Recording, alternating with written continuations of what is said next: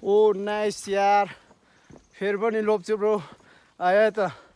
यहाँ फुलबारी डाँडा कन्जुसोम होइन, तीनवटा मूर्ति छ यहाँ चाहिँ सलक्क पारमा।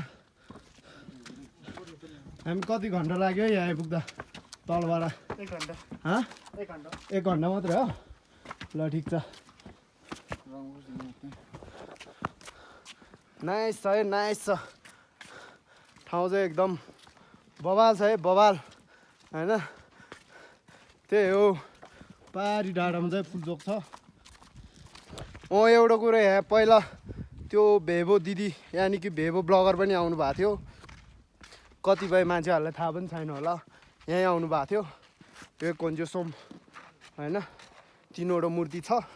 सो यही हो केटा हो, मलाई चाहिँ स्वर्ग आएको जस्तो फिल भइरहेछ है। केटाहरूलाई चाहिँ के भइरहेछ यहाँ लोप्चेलाई चाहिँ स्वर्ग जस्तो फिल भइरहेछ क्या होइन, चिल्याक्स बारमा। मलाई चाहिँ नमर्नु जेल नै हो जस्तो लाग्छ होइन, स्वर्ग नर्क देख्ने चाहिँ।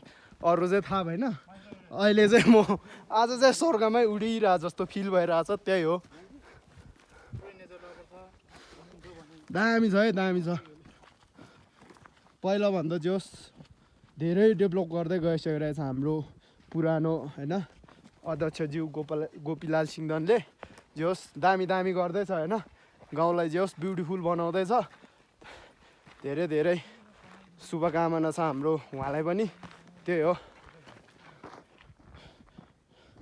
दामी छ है, जो स्वर्ग आएको जस्तो फिल भइरहेछ भने यार अम्बो आउनु है सबैजना यहाँ होइन, सलक्क पारमा। यसो यो दुईजना चाहिँ हेर है, यस्तो हामीसँग पनि कहिलेकाहीँ यस्तो होइन गर्लफ्रेन्ड आइदिए नि हुन्थ्यो नि, हामी तिनजना पनि सिङ्गल हो क्या, त्यही भएर सिङ्गल म्यानहरू हो क्या। एउटा दामी मिठो होइन चाक भएको एउटा लोयल्टीवाला गर्लफ्रेन्डको खोजीमा छु क्या हामी नि सलक्क।